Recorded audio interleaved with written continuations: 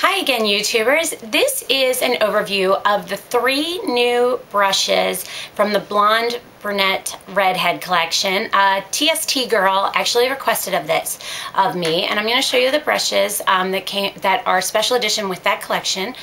This is the first one. It's a 214. Okay, the next one is a 226, and the last one is a face brush, which is a 165. Now I'm going to show you some comparisons and just tell you what I think about them. This might be helpful.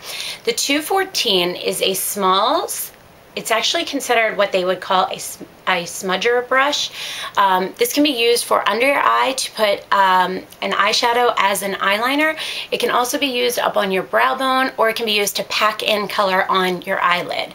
The closest other options that MAC has is this is a, oh gosh, 239. And if you can see, I use this a lot. This is good for pigments because, again, it's really good for packing on. And if you see the difference, it's actually a taller, there's actually a higher bristle. This is much shorter and more compact, and this is much taller, even though it's compact as well. So that's those two there. Now, another brush that's the closest other option that MAC actually has is a 213. Now, this is a special edition one, which is a short handle. But to just give you an idea, again, this is taller as far as the bristles go than any of the others there. You can see it's also got more movement to it. As you bend it, it is actually more flexible. So the new smudge brush, the 214, is actually, I'm sorry, if I'm sounding funny, I'm losing my voice. I'm not feeling 100%. And I'm taping some reviews today. Sorry about that. The 214 is a really nice, tight, small, compact brush. Something on my hand. Compact brush that is multi-purpose. You can use it for so many different things. Now, if you have a 239, you don't have to have this. The 239 is a great multitasking brush that you can use for anything. However, I will say the 214, both Sephora has one that is exactly like this, and I'll try and find the cost. If I find it, I'll post it on the sidebar over here. I'll try looking that up for you guys. And there's also, I believe it's Sonia Kashuk, I think it was, that I saw that has one as well, that is a really tight one.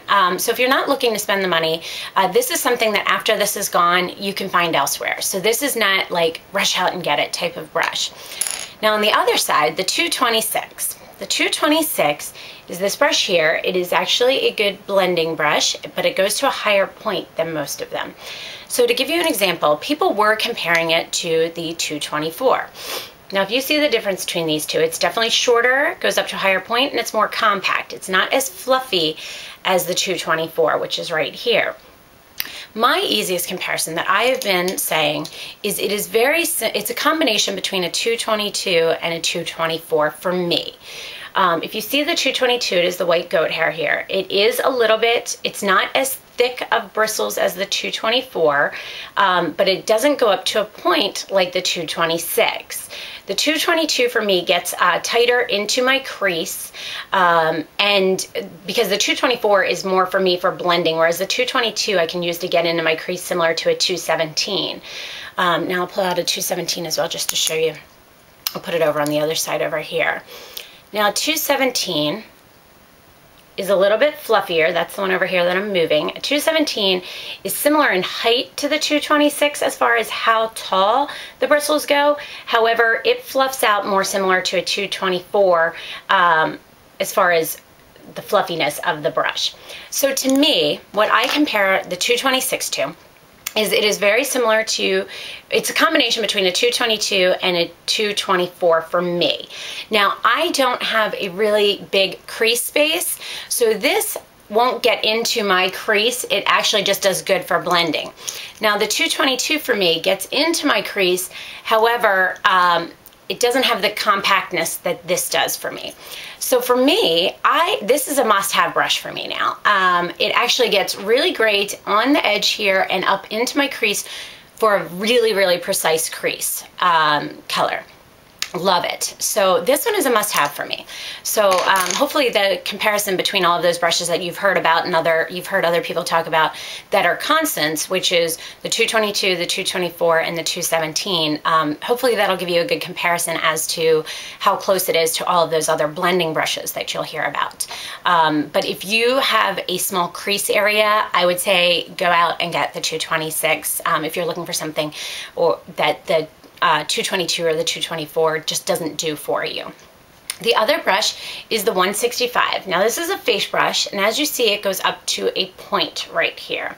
The closest thing that I can find, I have a 129, I have a 109, and I have a 116.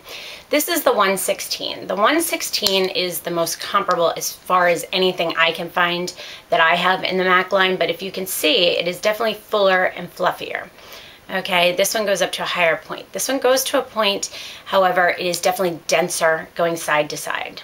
Okay, now the 165, I am finding what I'm using it for is it is great for a contour. I should really use the other side of my face.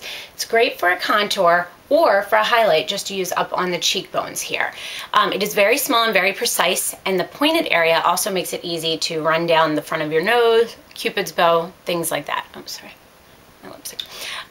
So out of all of these brushes, I definitely feel as if someone was asking for a recommendation because they are limited edition and they were like, which ones are ones that you prefer?